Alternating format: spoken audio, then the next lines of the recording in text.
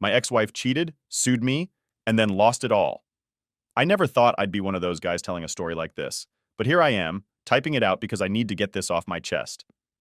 So this past weekend, my wife Hannah, 38F, and our daughter Lily, 13F, went out of town to visit her mom, Carol, for a girls' weekend. I couldn't go because I couldn't get the time off work. I'm a firefighter in a busy city down south, and getting time off isn't always easy. We figured it would be good for them to have a little time together anyway, so it didn't seem like a big deal. Now here's where things go off the rails. Saturday night, I'm at work, and we get a call about some minor fire at a strip mall. No big deal. We're getting our gear ready to head out when my phone starts buzzing in my pocket. I usually ignore my personal phone when I'm on the clock, but for some reason, I decided to check it. Maybe because it was late. Maybe because I just had a bad feeling. I don't know. Anyway, I pull out my phone, and I've got like 6 missed texts from Lily and a couple from a number I didn't recognize. I scroll through the messages, and I see that Lily's in the hospital. She had gone ice skating with her friends, took a bad fall, and broke her wrist. My heart sank. There's nothing worse than your kid being hurt and you not being there. But what really messed me up was that Lily couldn't get treatment yet because they couldn't find Hannah. The texts from the unknown number, turns out they were from Beth, one of Hannah's friends. Beth had been with Lily at the hospital. She says she's been trying to reach Hannah too, but no luck. No calls, no texts, no nothing. I'm thinking, where the hell is she? Our daughter's in the ER and my wife is nowhere to be found. So I start freaking out, thinking maybe something happened to her too. Then I check our family's location sharing app. You know, the one where you can see where your family members are at all times. Hannah and I had set it up mostly for safety reasons, since we're not always together with my work and her visiting family all the time. I pull up her location, and sure enough, it shows she's not at her mom's place. She's not even anywhere near the hospital. She's at a hotel. At this point, I'm standing there in the firehouse, staring at my phone like I just got hit in the face. I'm looking at the screen, looking at the clock. It's been hours since Lily went to the hospital. Hours. And Hannah's chilling at some hotel like nothing's happening. I'm pissed. No, scratch that. I'm furious. But I still try to stay calm because I need to make sure Lily's okay first. I called Beth, and thank God she picked up. She tells me Lily is doing all right, but they can't do anything without the insurance info, which only Hannah has. And the whole time, I'm sitting there trying to process how my wife can just disappear while our daughter's sitting in the ER with a broken wrist. So, I asked Beth if she had any idea where Hannah was. That's when she hesitates. You know when someone's about to drop something on you, and you can feel it coming? That was this moment. Beth says, I don't want to be the one to tell you this, but Hannah's out with some guy. She went to dinner with him earlier, and I haven't heard from her since. I swear, I had to sit down because it felt like someone punched me in the gut. My wife's out with another dude while our daughter's in the hospital? Are you kidding me? I didn't know what to say. I just kind of sat there feeling like a complete idiot.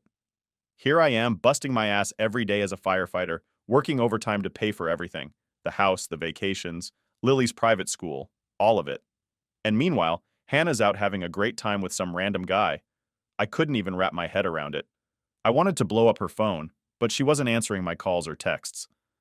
The only person she bothered to call was Lily, and that was after hours of radio silence. She didn't even try to come back to the hospital. Beth ended up taking Lily back to her grandmother's after she finally got a cast on her arm. The worst part? Beth sends me this text after dropping Lily off, and I'll never forget it. She said, I'm sorry you had to find out this way about Alex. I thought you knew. About Alex? Who the hell is Alex? I didn't know anything about some Alex. Apparently, this guy had been in the picture for a while. Beth said this wasn't the first time Hannah had snuck off to see him whenever she went back to visit her mom. Every time I couldn't go with them, she'd meet up with him. It's like I'd been working all these extra hours thinking I was giving them the life they deserved, and meanwhile, Hannah's been sneaking off with this dude behind my back. I felt like the biggest fool on the planet. By the time my shift ended, I didn't even want to go home. I drove around for a while just trying to think about what the hell I was supposed to do next. I kept replaying everything in my head. Every argument, every time she went to visit her mom without me. All those moments I didn't think twice about now seem so obvious. But the reality is I didn't want to see it. Who wants to think their wife is cheating on them while they're busting their ass to keep the family together? When I finally got home, the house felt empty. All the pictures of us smiling, all the plans we made, it felt like a lie. I sat there in the living room, staring at my phone, still no response from Hannah. I knew one thing for sure. Things were about to get ugly. I wasn't going to sit around and pretend everything was fine. I wasn't going to be one of those guys who just lets it happen.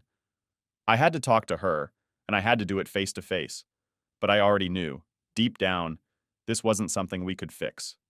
I barely slept that night. I don't know if it was the anger, the betrayal, or the fact that I couldn't stop thinking about how messed up everything had gotten in just one weekend. All I knew was that I couldn't wait any longer. I had to confront Hannah. I woke up early the next morning staring at my phone, hoping she'd at least send me some lame excuse, but nope, nothing. It was like she didn't even care. I wasn't going to sit there and keep waiting for her to magically come clean. So I grabbed my keys and drove over to Carol's house, where Hannah had been staying with Lily. I didn't care if it was awkward or if Carol was there. I needed answers. When I pulled up to Carol's house, I saw Lily's bike outside, which gave me a little relief. At least she was back safe. But then I noticed Hannah's car parked a few houses down, like she didn't want anyone to know she was there. That just set me off even more. If she wanted to play games, fine, but I wasn't going to tiptoe around this anymore. I knocked on the door and Carol answered. She looked surprised, probably because she wasn't expecting me to show up unannounced. "Oh, hey, Mark," she said, with that awkward smile people do when they know something's wrong but don't want to get involved. "Where's Hannah?" I asked straight up, not interested in small talk. Carol hesitated for a second and then motioned for me to come inside.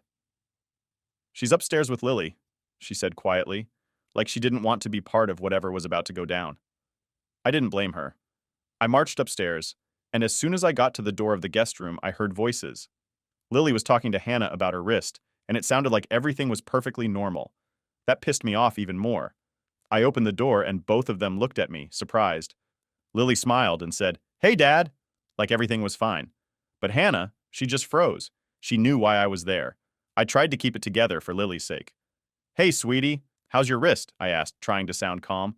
"It's okay, it still hurts a bit, but the cast helps," she said, showing off the bright pink cast she'd picked out.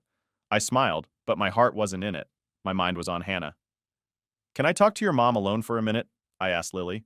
She didn't seem to pick up on the tension and nodded, heading downstairs. As soon as she was gone, I shut the door and turned to Hannah. "What the hell is going on?" I asked, keeping my voice low but firm. "You disappear while our daughter's in the ER, and I know about the hotel, Hannah." Hannah's face turned pale and she looked down at her hands like a kid who just got caught stealing candy. "Mark, I'm sorry," she started, but I cut her off. "Sorry? That's all you've got? You're sorry?" My voice was starting to shake from anger, but I tried to stay calm. "Who's Alex, and how long has this been going on?" She bit her lip and wouldn't meet my eyes. "It's not what you think." "Bullshit," I snapped. "I know exactly what it is. You've been sneaking around with him every time you come here without me, so don't even try to play dumb." That's when she finally broke. "Okay, yes, I've been seeing Alex, but it's complicated, Mark. I didn't plan for this to happen." I laughed, but it wasn't because it was funny. "Complicated? You were screwing another guy while I was working overtime to pay for this family. What's complicated about that?" She flinched like I'd slapped her, but I didn't care. She needed to hear it. "How long?" I demanded again. "Tell me the truth." "A few months," she said quietly, still not looking at me. "A few months?" I could feel the rage boiling up inside me. "So while I'm working 60-hour weeks, thinking everything's fine, you're off having an affair?" She finally looked up, her eyes filled with guilt, but I wasn't about to let her play the victim. "I didn't want it to be like this, Mark. I wasn't happy, okay? You're always at work, and when you're home, you're exhausted. I needed something else." I couldn't believe what I was hearing. "So instead of talking to me, you just decided to cheat.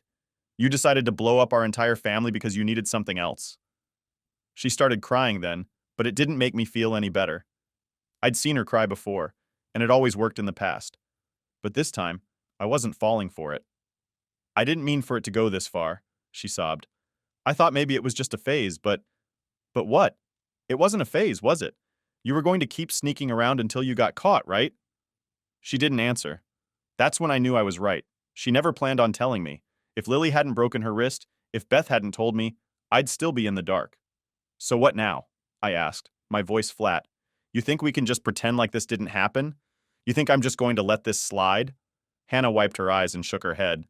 "I know I messed up, but I don't want to lose you. I don't want to break up our family." I stared at her, not believing what I was hearing. "Hannah, you already broke it. There's nothing left to save." For a moment, she looked like she was going to argue, But then she just nodded, defeated. What do we do now? She whispered. I sighed, feeling a mix of exhaustion and anger. We get a divorce. That's what we do. Her eyes widened. You can't be serious. I'm dead serious, I interrupted. I'm not going to stay married to someone who cheats on me and doesn't even have the decency to own up to it. I'll talk to a lawyer. We'll figure it out. Hannah sat there, stunned, as I turned and left the room. I didn't want to look at her anymore. The person I thought I knew, the person I thought I could trust, was gone. I went downstairs, and Lily was sitting at the kitchen table with Carol, eating a bowl of cereal like nothing was wrong. I smiled at her, trying to hide the storm brewing inside me. I knew I had to keep it together for her sake. Whatever was coming next, I had to be strong for her. Update 1. After leaving Carol's house, I drove around for what felt like hours. I didn't know where I was going or what I was supposed to do next. My mind was racing, thinking about everything Hannah had said. I kept hearing her excuses over and over in my head. I wasn't happy. Like that made it okay. Like that somehow gave her permission to ruin everything we built together. When I finally got home, I just sat in my car for a minute, staring at the house. It was weird.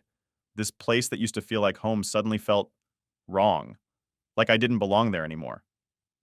I eventually forced myself to go inside, but the silence hit me like a ton of bricks.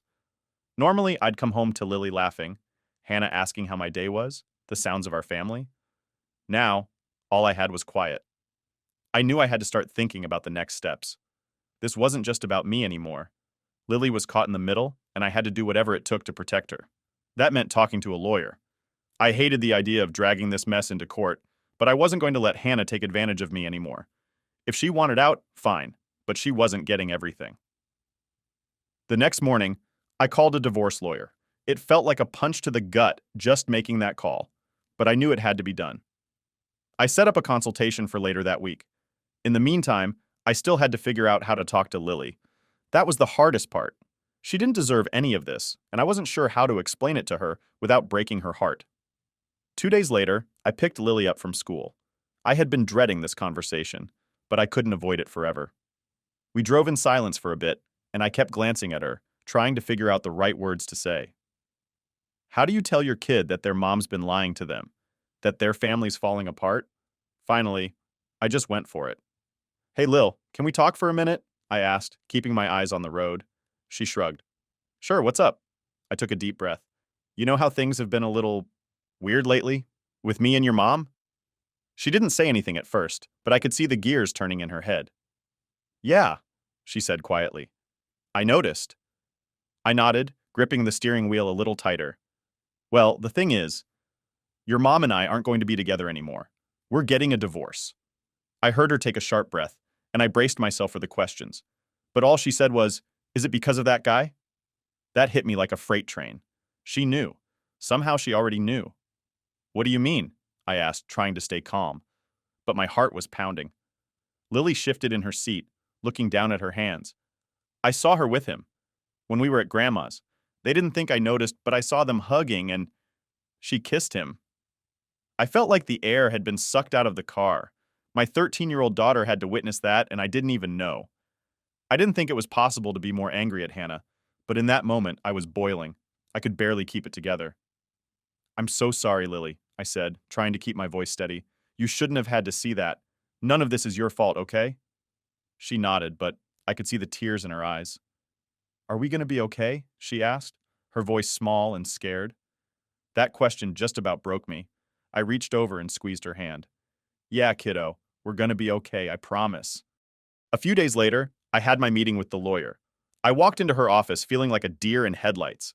I'd never been through anything like this before, and the whole thing just felt so unreal. Like, was this seriously happening? Was I really about to start a divorce? The lawyer, Michelle, was sharp. She didn't mess around and got straight to the point. So, Mark, I understand you're looking to file for divorce. Tell me what's been going on. I didn't hold back. I told her everything, how I found out about Hannah's affair, how she'd been seeing this Alex guy for months behind my back, how she wasn't even there when Lily needed her at the hospital. Michelle listened quietly, nodding as I went on. When I was done, she leaned back in her chair and sighed. Well, it sounds like you've got a pretty solid case, she said. The fact that she's been unfaithful could work in your favor, especially when it comes to custody. That word, custody, hit me like a ton of bricks. I hadn't even really thought about it until then. This wasn't just about splitting up our stuff and going our separate ways. This was about Lily, my daughter, the person I loved more than anything in the world. What do you think my chances are? I asked, trying to keep the panic out of my voice. Michelle gave me a reassuring smile. Based on what you've told me, I think you have a good shot at getting primary custody. You're the stable parent here. You've been the one working, providing for the family, and Hannah's actions show that she's not exactly putting your daughter's best interests first. I nodded, feeling a small wave of relief. What about the house, the bills? How's that going to work? She laid it all out for me. How we'd have to divide everything, how I'd probably have to pay Hannah some spousal support for a while, but that we could negotiate the terms. It wasn't going to be easy, but it was doable. As I left her office, I felt a strange mix of emotions.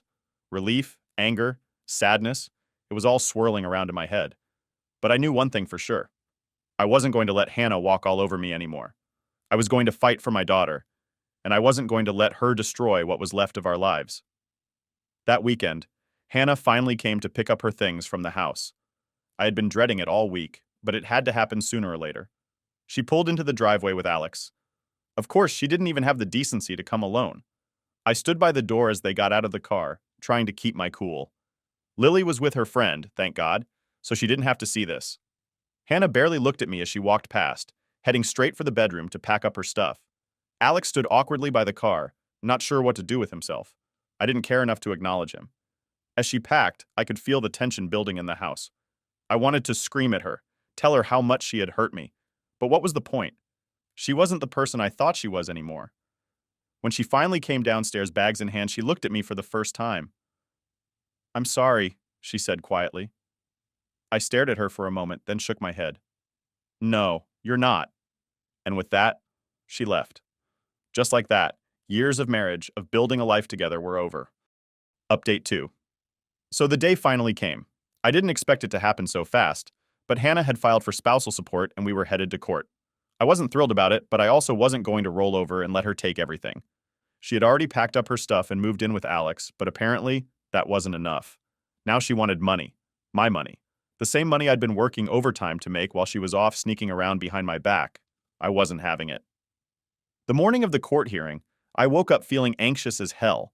I kept going over everything in my head, trying to remember what the lawyer had told me to do, what documents I needed to bring.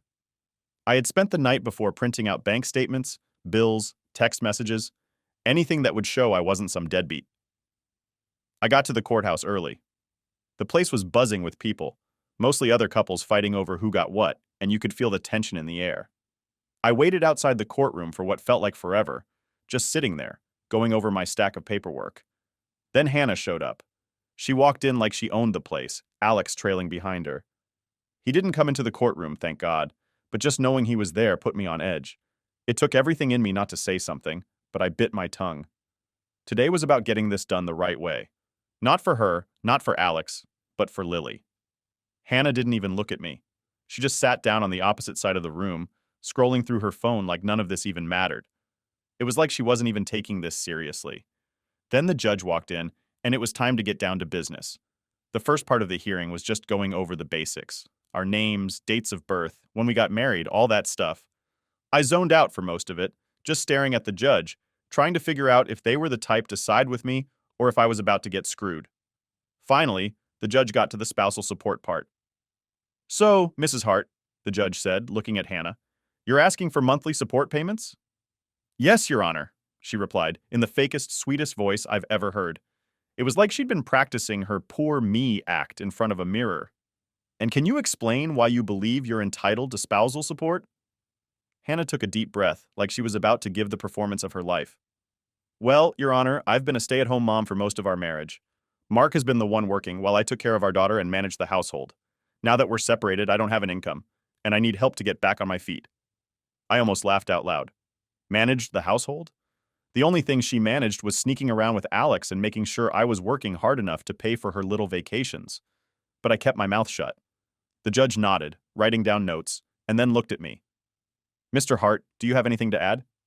This was it, my chance to finally lay it all out. I pulled out the stack of papers I had printed and handed it to the judge. "Your Honor, I've been the sole provider for my family for years, yes, But my wife hasn't exactly been the stay-at-home mother she's making herself out to be. While I was working overtime, she was carrying on an affair. I have evidence here that shows she was spending money on hotels and restaurants, and I believe that should be taken into account when considering her request for spousal support. The judge looked through the papers, flipping through the highlighted transactions, and I could see them nodding slightly. Hannah squirmed in her seat but didn't say anything. Furthermore, I continued, I've been paying for everything. The mortgage, the utilities, Lily's school fees, even the groceries. I'm not refusing to help her, but I don't think it's fair for her to get spousal support on top of what I've already been doing when she's the one who chose to leave.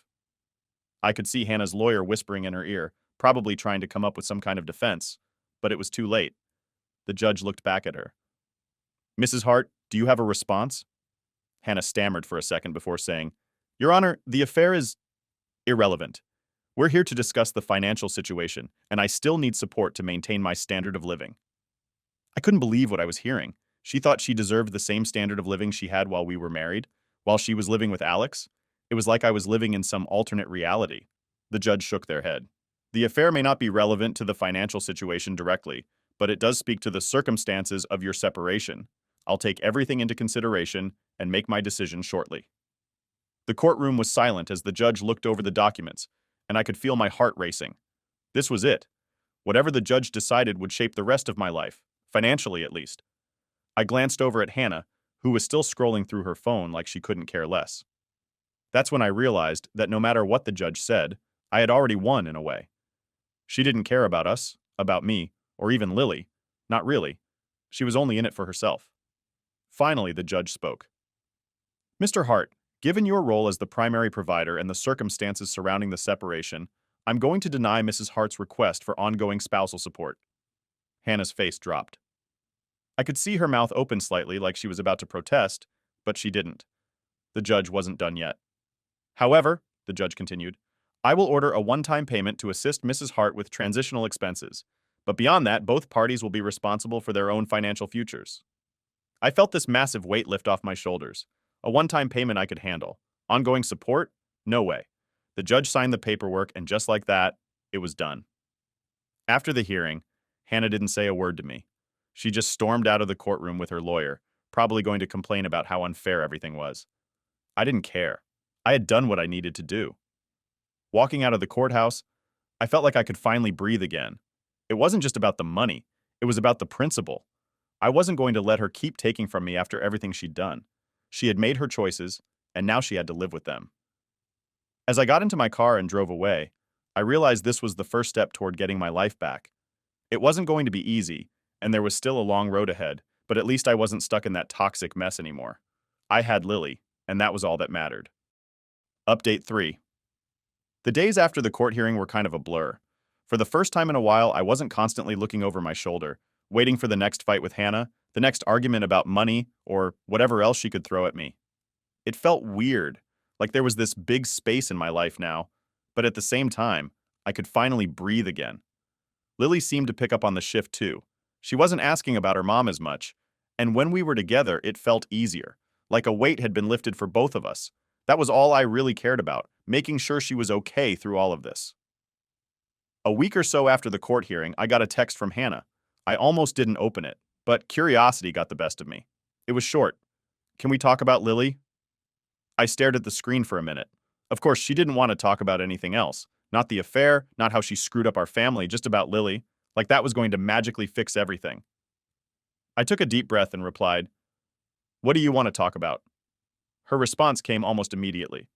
I want to see her. She's my daughter too. I knew this was coming, but it still pissed me off. She hadn't even tried to reach out to Lily since the whole mess started, and now, all of a sudden, she wanted to play the concerned mom. I thought about ignoring her, but I couldn't do that. As much as I hated Hannah for what she did, Lily deserved to have a relationship with her mom, at least if that's what she wanted. I texted back, I'll talk to Lily and see how she feels about it. That was the end of the conversation, for now. I didn't want to deal with it, but I had to. After all, this wasn't about me. It was about what was best for Lily, and even though I wanted to protect her from everything, I knew she had the right to decide for herself. That evening, I sat down with Lily after dinner. We were watching one of those true crime shows she's weirdly obsessed with, and I figured now was as good a time as any to bring it up. Hey, Lil, I said, turning the volume down. She looked over at me, raising an eyebrow like she knew something serious was coming. Your mom texted me today. She said she wants to see you. Lily didn't say anything at first, just stared at the TV like she was trying to avoid the conversation. I gave her a minute, not wanting to push her. Do you want to see her? I finally asked, keeping my voice as calm as I could. She shrugged. I don't know. I could see the conflict in her eyes. On one hand, Hannah was still her mom. No matter what she did, that bond was hard to break. But on the other hand, Lily had seen a lot of what had gone down. She wasn't blind to the fact that her mom had betrayed our family. I get it, I said. It's a tough situation, but you don't have to make a decision right now. If you want to see her, that's fine. If not, that's fine too. It's up to you. Lily nodded, but she still didn't look at me. What if she just does it again? She asked quietly. My heart broke a little hearing her say that. No kid should have to worry about their parents screwing them over again. But I couldn't lie to her. I couldn't promise her that Hannah wouldn't let her down again, because honestly, I didn't know. I don't know, Lil, I said, being as honest as I could, but if she does, I'll be here. Always. I'll never let you down. That seemed to be enough for her. She nodded again, and we went back to watching our show. But I knew that conversation wasn't over. It would come up again, probably sooner than later. I just had to be ready when it did. A few days later, I got another text from Hannah, this time asking when she could see Lily. She wasn't messing around. I told her to hold on while I talked to Lily again. Mom wants to see you, I told Lily, trying to sound casual, like it wasn't a big deal, even though it felt like one. Lily thought about it for a minute and finally said, I guess I can see her, but I don't want to go alone. I wasn't expecting that, but it made sense. Okay, we can do that. I'll be there too. We'll meet somewhere public just to make it easier. Lily nodded, and that was that. I texted Hannah and set up a time for us to meet at a park in town. I figured it was neutral ground and a good place for Lily to feel safe. Plus, it was public enough that if things went sideways, we could leave without a scene. The day of the meeting, Lily was quiet, and I could tell she was nervous. I didn't blame her. I was nervous too. I didn't know how this was going to go, and part of me was dreading the whole thing. But I put on a brave face for Lily. We got to the park a little early, and I let her wander off to the swings while I waited for Hannah to show up. I spotted her car pulling into the parking lot a few minutes later, and my stomach tightened. She got out, looking like she had tried a little too hard to look normal, but it didn't fool me. I could see the tension in her shoulders, the way she kept adjusting her jacket. She walked over, and I waved her over to the bench where I was sitting. I could see her scanning the park for Lily, and when she spotted her on the swings, she smiled, but it didn't reach her eyes. Hi, she said awkwardly, sitting down next to me. Hey, I replied, not really wanting to make small talk. There was an awkward silence for a minute before she finally asked, How is she? I shrugged. She's fine. She's strong. Hannah nodded, biting her lip like she didn't know what to say. After another minute of silence, she asked, Do you think she'll want to talk to me? I looked over at Lily, who was still swinging, her face focused but calm. I don't know, I said honestly, but she's here. That's a start. Hannah looked over at Lily too, and for a split second, I could see real sadness in her eyes. Maybe she regretted everything. Maybe she was just sad she got caught. I wasn't sure, and honestly, I didn't care anymore. What mattered was Lily.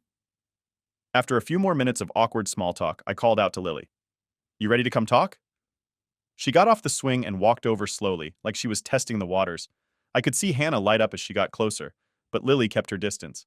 Hi, sweetie, Hannah said softly. I've missed you so much. Lily just nodded. Hi, Mom. The rest of the conversation was short and to the point. Lily didn't say much, but she didn't seem angry either, just distant. I guess that's the best way to describe it. She wasn't ready to forgive, but she wasn't shutting her out completely either. When it was over, we said our goodbyes, and as I watched Hannah walk back to her car, I felt nothing.